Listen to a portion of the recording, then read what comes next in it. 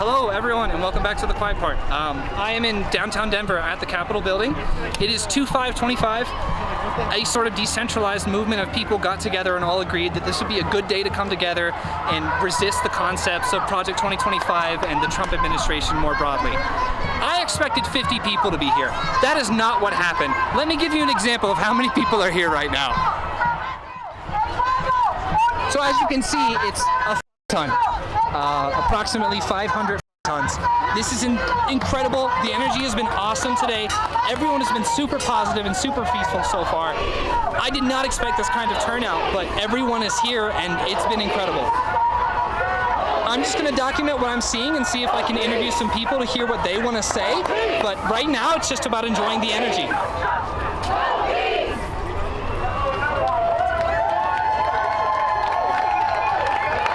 So I've actually been to a lot of protests before, but normally most of the ones that I've been to are organized and backed by an actual group of some kind. Some nonprofit group or a political party, something along those lines, like an organized group of people that have some semblance of credentials.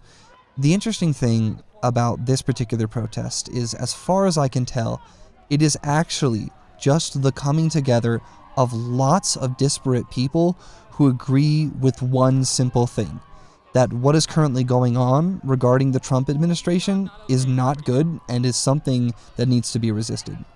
So I have a little bit of context to actually share with you. This happened on 2/5/25. The point is that it's 25/25, resisting the premises of Project 2025 itself, right? So it's kind of a catchy date of the year to do this. And I think it got spread around pretty organically by different groups of people. I know in Denver, at least, that I had been hearing from prior days that people did get a permit for this organized, act of maybe not civil disobedience, but this protest. A permit was put through with the local government to make sure that this was okay. But I had heard people kind of naysaying, like, ooh, we can't trust this. Maybe this is astroturfing and they're going to be agent provocateurs to incite violence or something.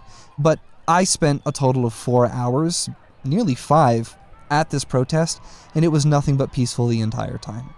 But actually, the day prior, so 2/4/25, I finished building my sign. And this is my sign that I made. It's a nice little reference to G.I. Robot, a DC comic books character that was written to fight Nazis.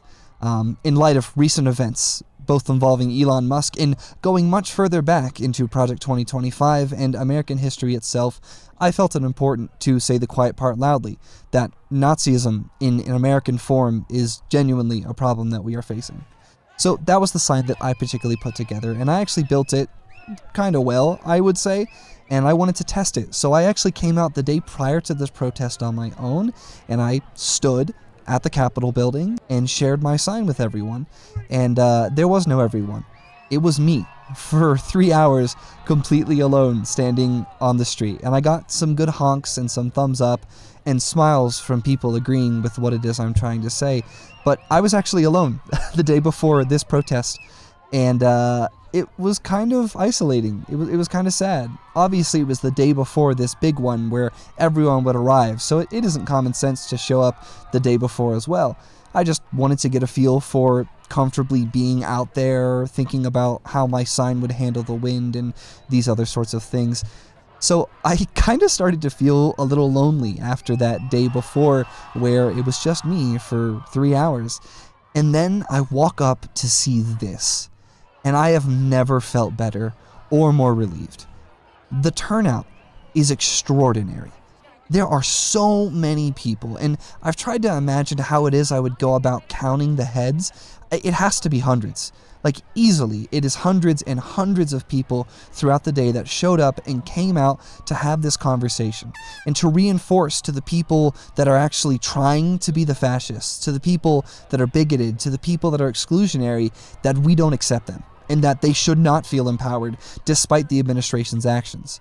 I felt that is a common theme among all the people I spoke to, is that we don't want to make room for these kinds of awful people to feel comfortable in our community. So we came together, we showed up, we showed out, and we made some noise about it. And now I'm just going to show you some of my favorite shots and favorite signs that I saw throughout the protest. But I want you to know that I understand that I am not a reporter, but I don't lack common sense. I was thinking that this would only be 100 people at most, and that if I were to record their faces, each individual would stick out pretty plainly.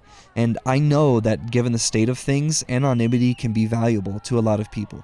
It became obvious to me once I got here that with the large media presence and the extent to which this was being documented, that wasn't this type of protest. People that were concealing their identities were consciously wearing masks, and every person that I spoke to get a video of their sign, I asked them explicitly if they wanted me to hide their face by editing it out or having them hold their sign in front of it. So just know that I did my best to be respectful to those sorts of things and understand that people might have wanted to be anonymous. Again, I'm not much of a journalist, so I thought about these things pretty hard, and I wanted to make sure that I was finding the right balance.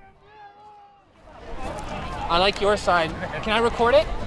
Do you want me to hide your face, or is it okay? Okay, cool, awesome. Thank you. Hell yeah, this is awesome. I had a sign earlier that was like a military robot being like, defeat fascism, right? Fight Nazis. 'Cause that's American history. Huge stuff. Thank you. I love it.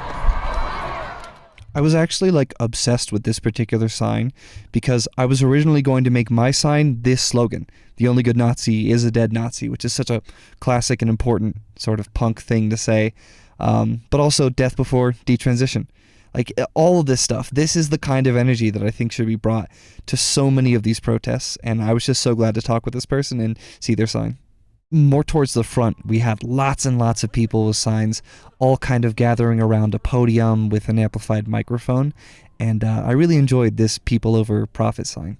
I think it's simple, and I think it says what it needs to. I also saw this one, which was nothing but hilarious. It's an impossible meme to describe, but it's a picture of Vegeta from Dragon Ball Z saying that he's not a big fan of the government. I'm not a big fan of the government. 30 on 30. I'm not a big fan of the government. 30 on 30 on 30. I'm not a big fan of the government. 30, 30, 30. I'm not a big fan of the government. And I just love to see that. Later on, we actually all started marching through the town and the streets. And at some point, we got pretty far walking around through town, and the police got ahead of us and essentially set up a blockade to keep us from heading towards the highway. I don't believe any of the conflict really escalated in any meaningful way other than the police looking like assholes per usual and people trying to reinforce their sentiments to those police officers. You gotta admit, it just doesn't look good, and it may never look good when armed people stand in front of protesters like this and essentially act like assholes. But we turned back around and we did a giant loop of the city, and overall, again, things remained completely peaceful. To wrap things up, I just want to mention a couple of other posters that I saw, but I didn't think to really get video of. I saw one that said, "Make Nazis Afraid Again," which I absolutely love. And I saw one that said, "Nazi punks, fuck off," which is a really important tenet of modern punk culture, trying to push out these sort of bonehead Nazi people that think they're revolutionaries too. They're not, they're just terrible.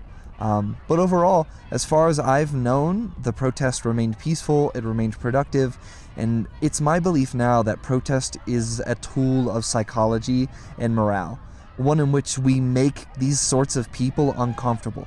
I never want a Nazi to sleep comfortably at night. I never want a bigot to think that their way of thinking is something that is tolerated or accepted. And I think coming together and showing up and showing out is one of the ways that we as people can make that happen. We should make Nazis afraid again.